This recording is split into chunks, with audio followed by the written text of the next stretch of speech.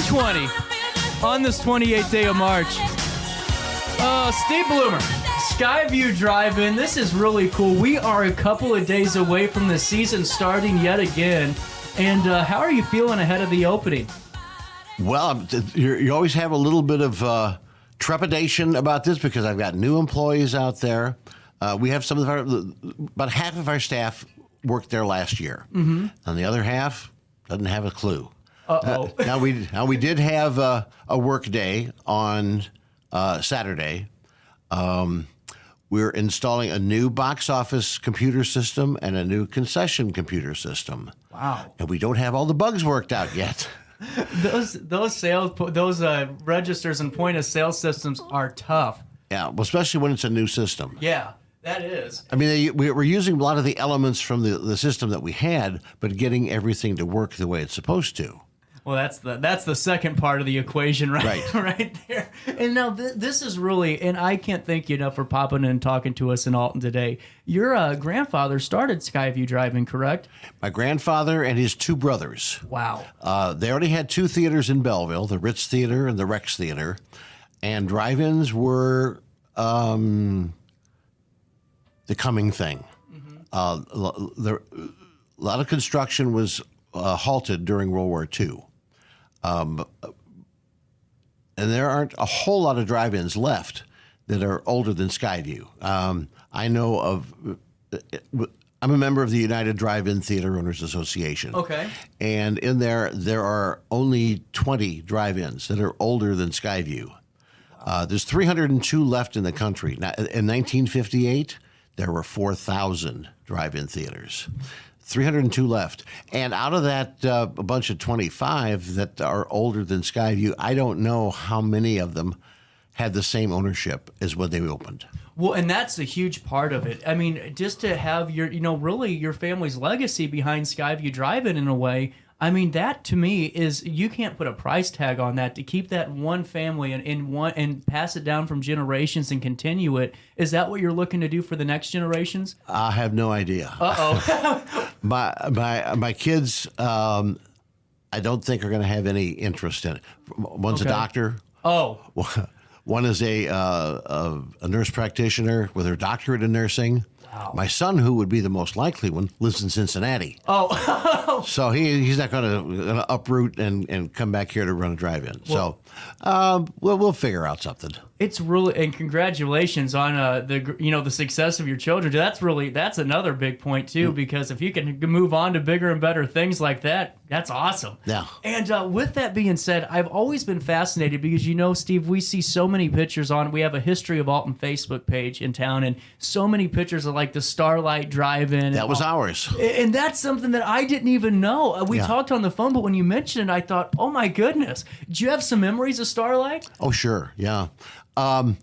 We did not build Starlight, but we took it over after the first year that it was open. Wow. Starlight was huge. I think it had room for like 1,200 cars. Part of it was lost when they put in Route 111, mm-hmm. and then they expanded it. We lost some more. And then what really killed the drive-in is when they had College Avenue closed for a couple years for construction. And to get there, you had to go all the way over into Bethalto and come in. Oh. What is that? 140. Yeah. 140. That was how you had to get there, because you couldn't come in on College Avenue. And that ruins a lot of that traffic flow, right? Yes. And it really kind of was a death knell for the Starlight Drive-In. I think we sold it in something like, I don't know, 77, 78, something like that. Wow. And now you were saying something, because the younger generations, we do have a few younger people that watch the show as well. What was that screen like? Because you said it was really cool. Oh, if you look, when we closed, we had replaced the original screen with a steel screen. Wow. But the old screen was wood framed. It was a building. I mean, you could, we'd stored equipment in there. If you can look back and find any historical pictures, it had big letters, Starlight Drive-In. And it was quite impressive. You could, You could see it from several miles away. I remember coming in when I come up with my grandparents. You could see it from a couple of miles away. Wow.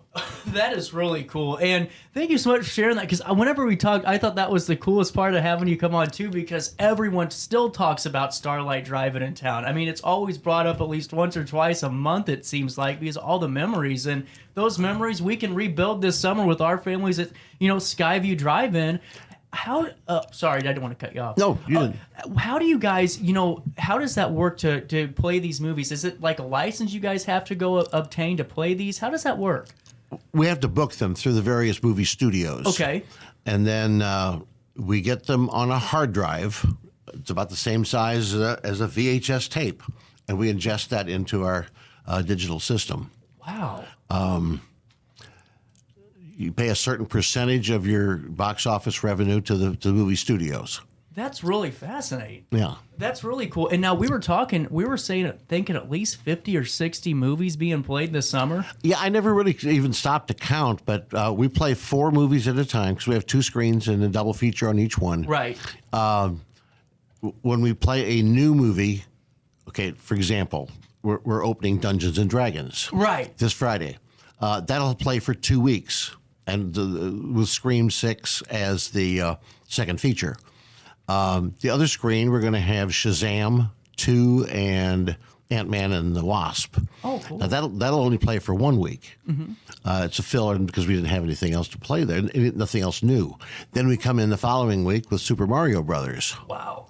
That'll be fun at a drive-in, I think, especially with that transmitter in the car, and you have that, it's almost like that immersive experience, with the sound and right there on you, and then you're looking on the big screen. I love it. I think it's great. Well, yeah, but it's been 20 years now. Well, we started doing radio broadcasting in the late 90s, but by 2001 or 2002, we got rid of our speakers entirely. Wow. So it's all FM transmission. And how does that make it more difficult for you guys to keep that, broadcast connected, or does it make it more easy to make sure the sound's easy. there? Oh, it's easy. Yeah. Okay. Yeah, we have separate antennas and transmitters in each one of our projection booths, and so they have a different frequency. And if anybody complains about the sound, it's not our fault. It's their radio. Yeah, get a better sound system in your car, Yeah. Well, and the speaker system that we had out there, I mean, that's what drive-ins had. Right. Okay. And those wires were put in the ground in 1949 when the place was built. So the speakers and the wiring in the ground, they'd gotten old. Right. Speakers had to be repaired constantly. You either had to replace the volume control or the speaker cone itself. And then there's always some people that thought, hey, that'd be cool to have one of those things sitting on my mantelpiece. Yep. And steal them.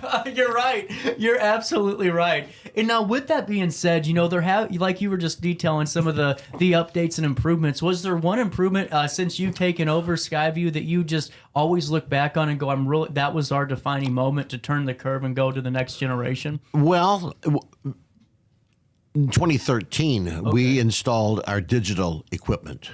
Wow. We went from film projection to digital projection. Main reason for that is that the movie studios were not releasing a whole lot of movies on film anymore. It became very difficult to get product to play. So we had to go digital. And that was not cheap. Well, I couldn't even imagine that. Yeah. And we're doing something this year.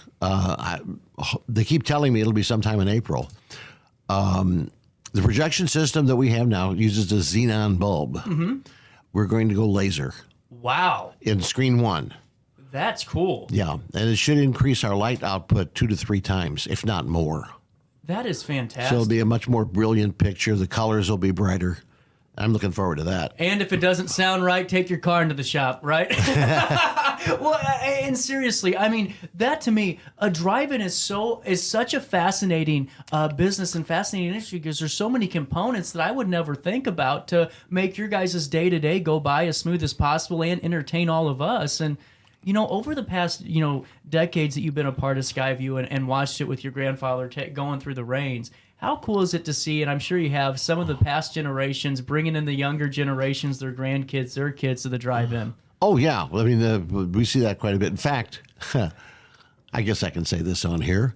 One guy a couple years ago asked me, do you have any idea how many people living around here were conceived here? I said, oh, I have no idea on that.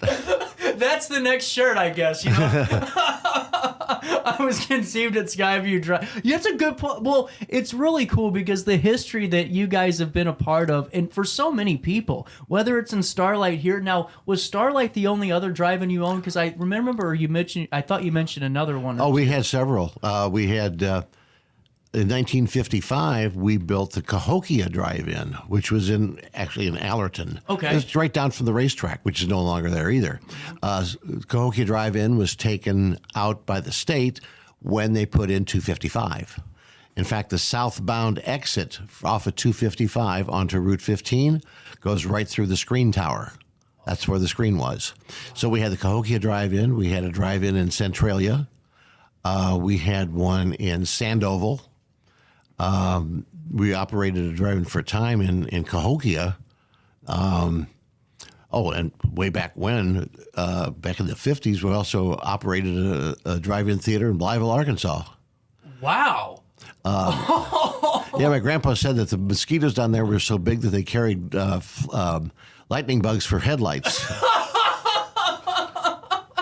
That's awesome. I have said, because I used to play soccer everywhere, and we'd play in the spring, and you're right, those suckers are they'll carry you away. I only weighed like 80 pounds at the time. Yeah. So with that being said, you guys have a bunch of showings, and all season long we can be entertained, and I think this is a great way to get out of the house and just try something, a little bit for younger generation, something new again for us, because...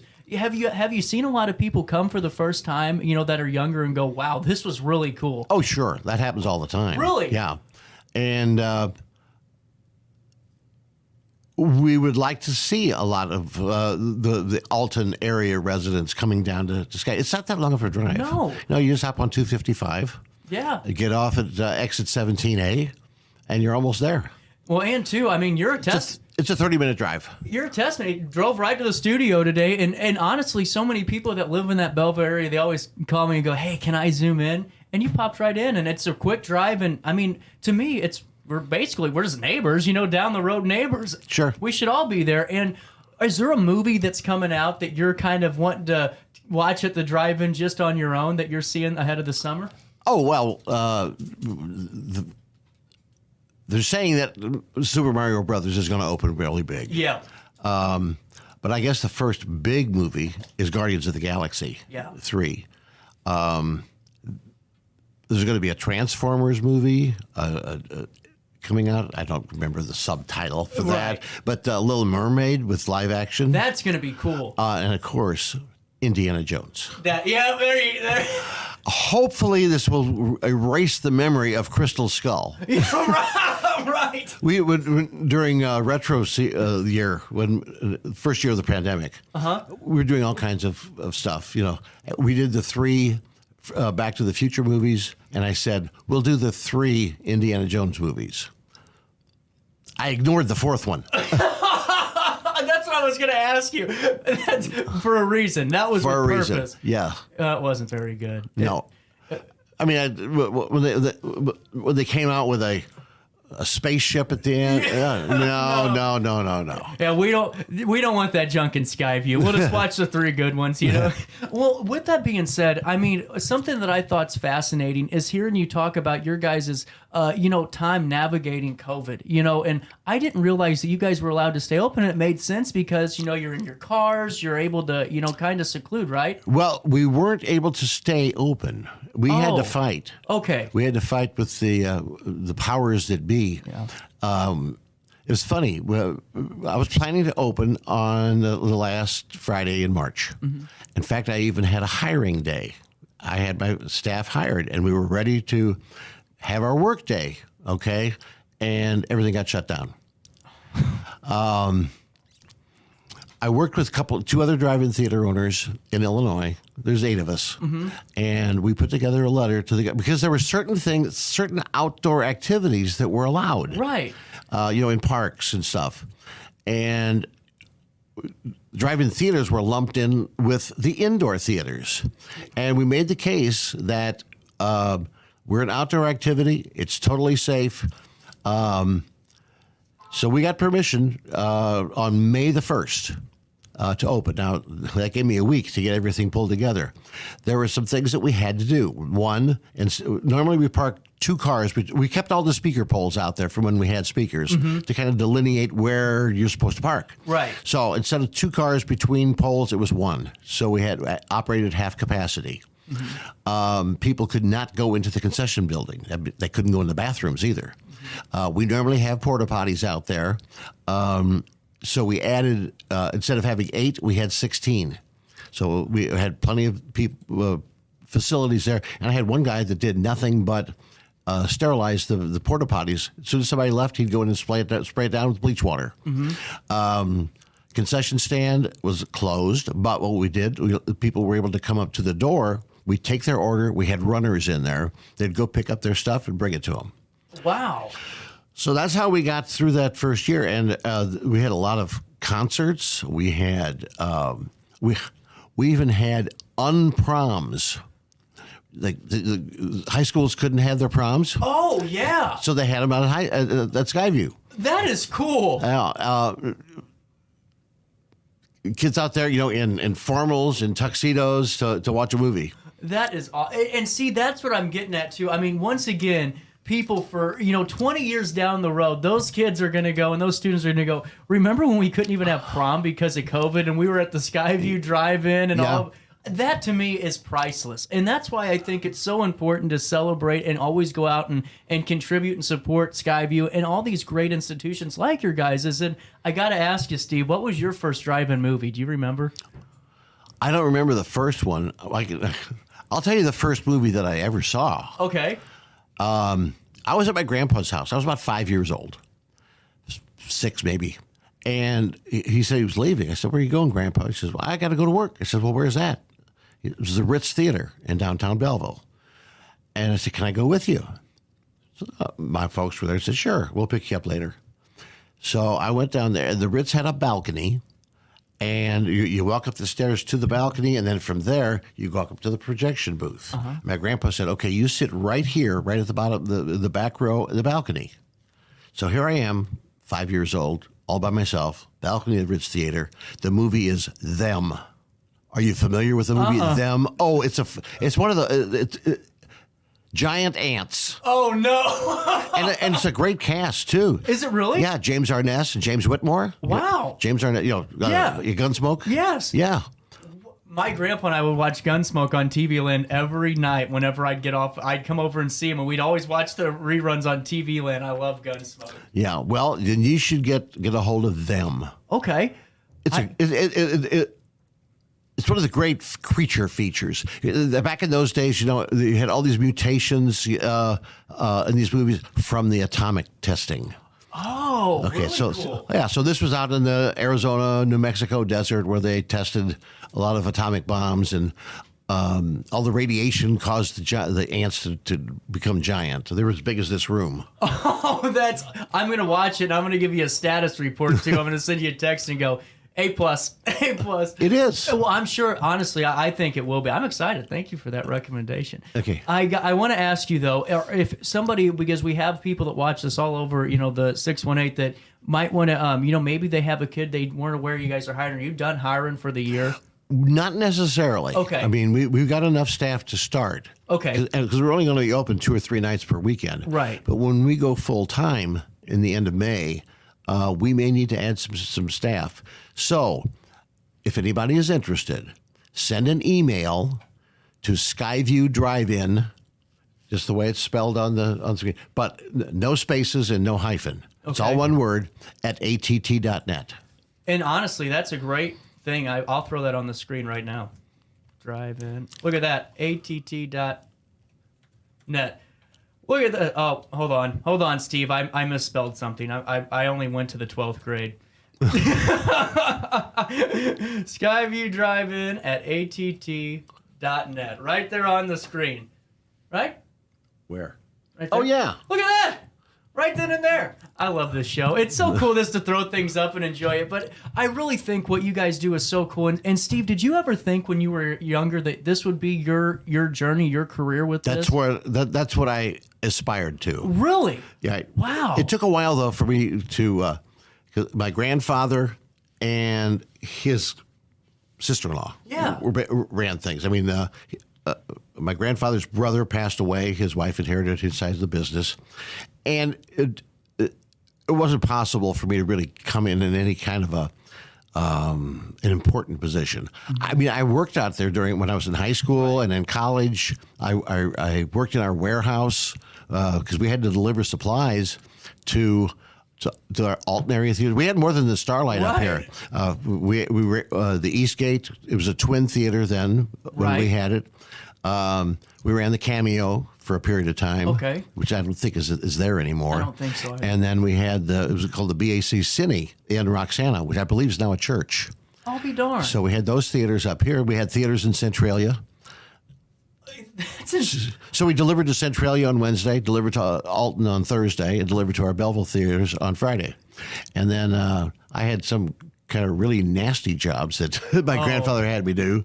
I had next to the Skyview Drive-In. I was out there chopping down weeds and trees and stuff, and I got a bad case of poison oak from it. Oh, that's the worst. Too. We had a big old. It was originally a Fox theater in Centralia, 2 stories, big attic, and a new electric air conditioning system had been put in there, and. Another fellow and I went out there to rip out the old air conditioning ducts, which was plywood and 2x4s. And it was filthy dirty up there because it had been a coal heating system. Oh, no. Yes. Yeah, I was sneezing out black stuff for about 4 days. And one experience you'll never forget. Yeah, so nobody can say, oh, you only got there because your grandpa owns the place. No. I had some nasty jobs. Yeah, you put in the work to earn that spot right there. Well, and the Cine in Roxana. Oh, yeah. Had been closed for a while. And the parking lot was full of weeds. My job was to go up there with a tank of propane or whatever with like a flamethrower. Yeah. And I was out there burning weeds. That's how old were you doing that? I was in college. Oh, okay. I was about to say, were you like 12 out there with a flamethrower? That is, I think that is so cool because to me, it's one thing just to be, in that position, but to be able to live and breathe Skyview and Starlight and all the great theaters and drive-ins that you guys were a part of in the community and surrounding areas. I mean, that is to me so pertinent to why the Skyview Drive-In is still a success as it is today. And Steve, I really appreciate it. I always tell people, Steve, I go, yeah, come on for 10, 15 minutes. We'll talk. I kept you for 25 because there's so much knowledge and just history here. And for more information about Skyview and how we can stay in touch with you guys, what's the best way to do that? My cell phone, actually. There you go. I'm not going to get that up. No, never mind. But let me give some other information. Yeah. If you want to call for movie schedules, okay, you can call 618-233-4400. Okay. That email address that's up there. If you would like to be a part of we send out a weekly newsletter with information about our bookings as well.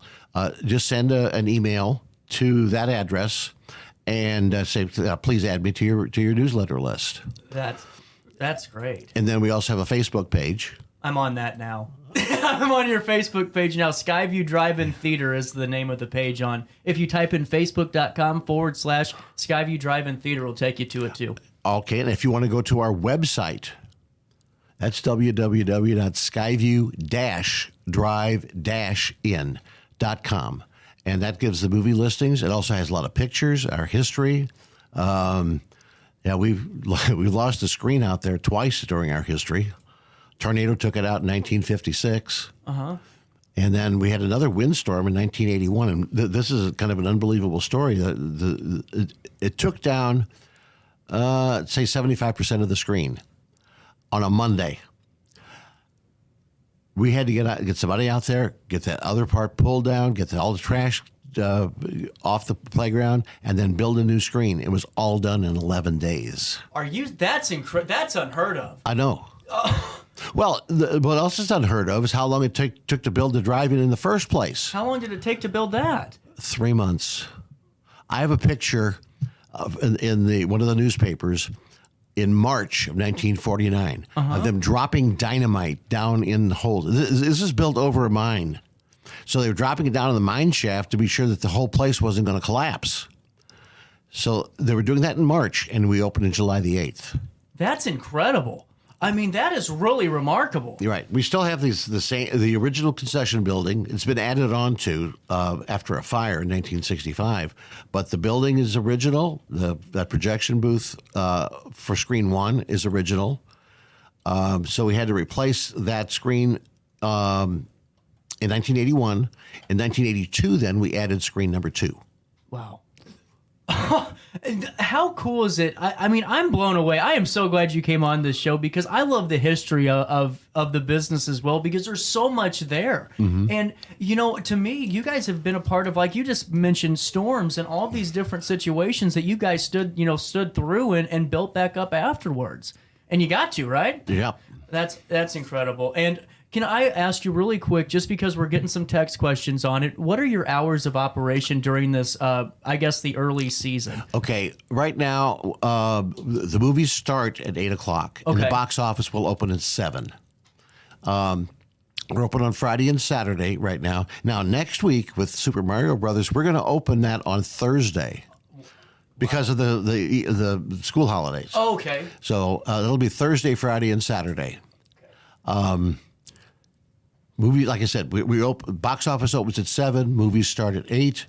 As we get later in the year and the sun goes down later, then we'll go to an 8:15 start and 8:30 start. The latest that we start is at 9 o'clock. That's in the middle of June. But when we go full time, we still open box office at 7 on the weekends. Sometimes we might even open at 6:30 if it looks like we're going to be busy. But then during the week, when we are open 7 nights a week, that'll start on Memorial Day weekend. Okay. Then we'll go 7 nights a week. Okay. Then we go, it's Friday, Saturday, and Sunday. We open at 7. Monday through Thursday, we open at 8. Cool. That's awesome. And I love that. That's actually a perfect time because that gives us time down here in Alton to take that half-hour drive up the road and really just enjoy a great facility and really a landmark in the area. Yeah. And one last thing, just while I have you, and oh, never mind. Oh, that's what it was. Sorry, squirrel moment. I always think of questions, then I look out into left field and I forget I'm, swinging the baseball bat here, But I was going to ask you, have there been any elaborate sneak-in stories to the drive-in? Because I've heard you talk about some of them, but has there been one that you just was so out there you just can't wrap your head around? Not really. I mean, well, I can say, okay, this did not happen at Skyview. Okay. We ran the French Village Drive-In for a time. Okay. And you had to get off the main road, off to a frontage road. And there was a lady that lived at the end down there. It was like it was a trailer park. Okay. Okay. And she was kind of the eyes and ears and the snitch. And I was sitting in the office with the manager, and he got a phone call. And the lady called and said, there's a car coming in, described the car, and said, and there's 2 guys in the front seat and 3 guys in the trunk. So he said, come on, so you got to watch this. So we went out to the box office, and the 2 guys in the front paid, and he said, I need for you to park over here. And he parked them right in the sun. Oh, no. And let him sit there for about 10 minutes, and he walked over, he said, do you think your buddies would like to get out of the trunk? And he said, okay, I'm giving you 3 options. 1, you can pay double for the 3 guys that are in the trunk. 2, I can call the police and have you arrested for trespassing. Or 3, you can leave with no refund. They paid double for the 3 guys in the back. No way. That's how you do it right there. Yeah. And they got to sweat a little bit just to, realize what they did. Yeah.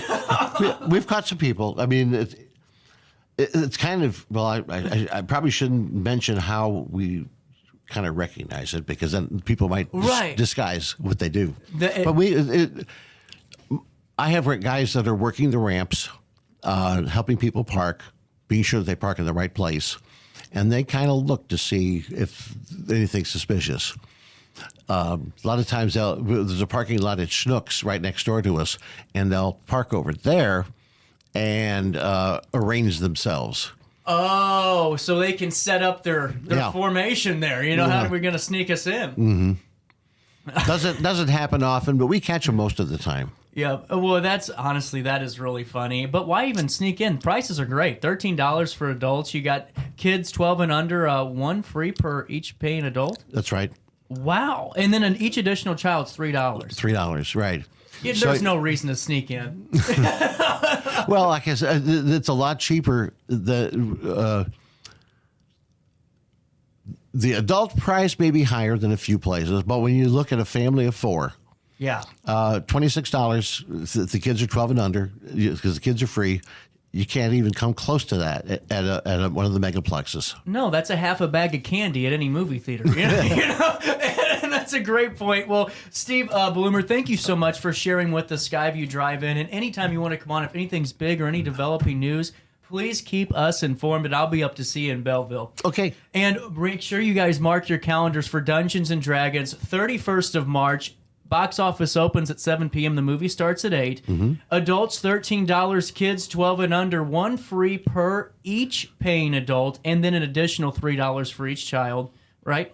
And then Skyview-Drive-In-In.com for the movie listings and history. No, Skyview-Drive-In. Oh. That's for the website. Absolutely. Let me read you, just so I can make myself feel better. Skyview-Drive-In.com. Correct. There we go. That's the live endorsement right there. You've been so fun. Thank you so much for giving us your time and driving all the way down here. Well, I enjoyed it. Thank you. Thank you. 10:52 on this 28th day of March. Hey, we got to take a break and wrap up this Tuesday in the heart of the Riverbend after this.